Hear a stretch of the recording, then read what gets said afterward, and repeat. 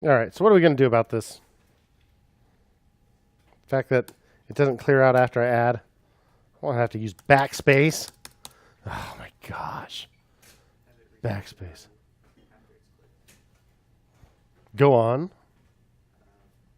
After the function's run, it turns that input value back to empty. The input value right here.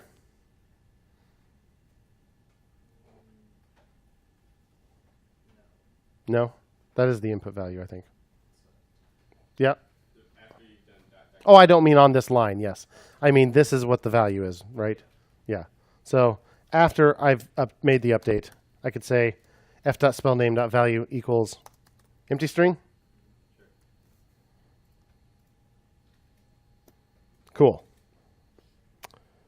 Mimic, enter, magic missile. Not, or whatever I was starting to write there. Magic millipede, I don't know. Don't have to clear it out anymore. My life has improved. Yay, usability. Sweet. What if I had lots of form fields here? What if there weren't just one field in there? I don't want to have to do that for every single one. And what if there were a default value for that?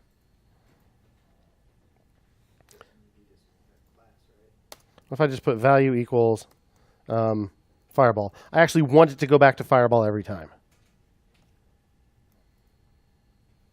Cool. But now it's blank. I want it to default to fireball.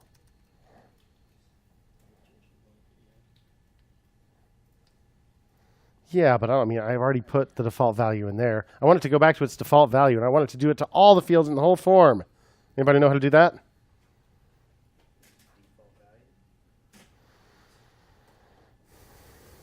What do you think? Refresh the page. That'll do it. Let's just put window.location.reload. There we go. No, we can do better than that. So we have the form, right? Saved to F. F.reset. Form reset. It's totally a thing. Fireball. Let's change it to something else. Mimic. Back to fireball. All right, we get our default value back. I like it. I mean, I don't like it. But I like that it did what I wanted it to do.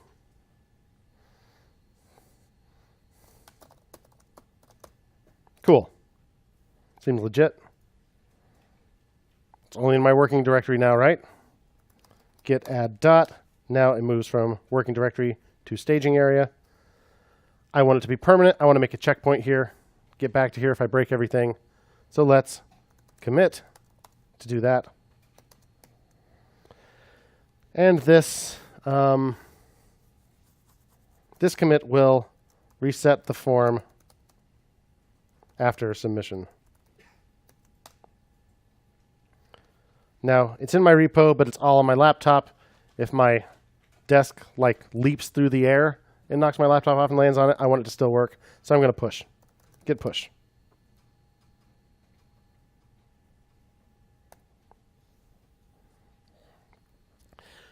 Yeah. When you're putting them, how would you make it so that they frame vertically, not horizontally? Like in... Sure, line by line. Yeah, let's do that. Can I do one more thing first? Cool. But hold that thought. Don't let me get away with not answering it.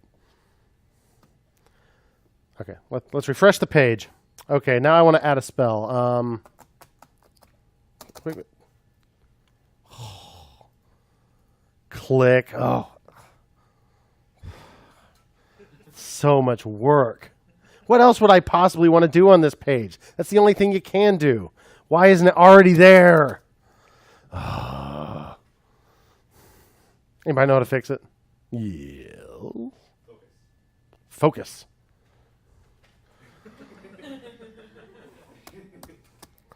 Not focusing hard enough. Set the focus of the DOM. No, I know. I'm being a smarty pants. You may have noticed. So, yeah. You can focus a particular field. That's what it's called when your cursor is inside a particular element. That element has the focus. So you can tell it you want it to have the focus. For example, in the JavaScript, don't actually do this because we're going to do it a different way, but you could do this. Since we have the form here already, I could say form.spellname .focus, just like that. Refresh the page. Yeah. But there's a newer way. Thanks to HTML5. In our HTML, on the input field, we can just add an attribute called, what do you think? Good guess. You know how on some cameras you have to like twist this little thing to focus, but most of them you don't?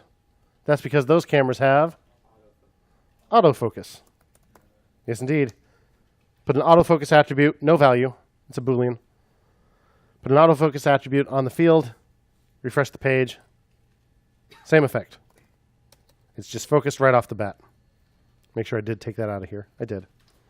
Now, this is getting a little long here to fit on the screen, so I'm going to start putting line breaks inside a tag. I do this a lot. You also see it a lot in React especially, so get used to that. It looked real funny to me the first few times I saw it. So you can totally put line breaks in between attributes. So when I do, I typically line up the closing angle bracket with the opening angle bracket and indent all the attributes. Makes it a little easier to keep track of when you have a lot of them.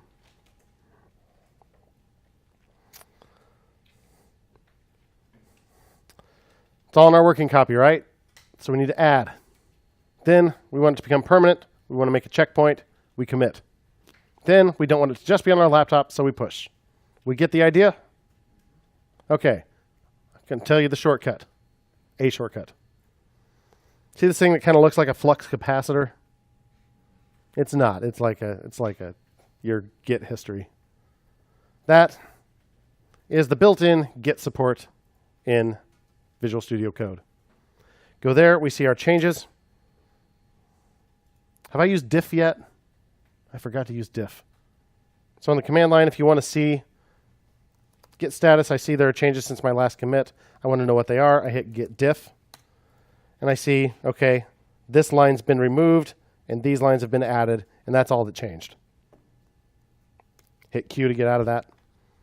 If you want to see that, if you want to see what the changes actually were inside those files, inside Visual Studio Code, you can just click on that file. Oh, it's freaking out on me now.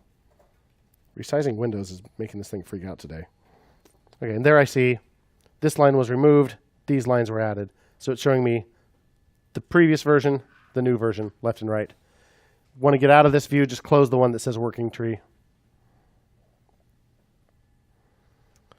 So you can just type a commit message in there. So this commit will autofocus the spell name field. And I think it said, what did it say? Press Command Enter to commit. Paste that in there. Hit Command Enter, or you could hit the little check mark here. And it's committed. It is not pushed, however. Under this menu, there's push. Go for it. And it's done. So you can do it all from within Visual Studio Code. And notice the little icons you get on this thing. So if I make some more changes, let's close that. Let's make some more changes. Whackety schmackety do. And now I see one file has changed since my previous commit. So you can always see that you haven't committed by looking for that blue thing. So pretty handy way to do the same thing. Built-in Git support in Visual Studio Code. Any questions about that? Yeah. If you've made a change that you want to then undo, how do you pull a previous version? Good question.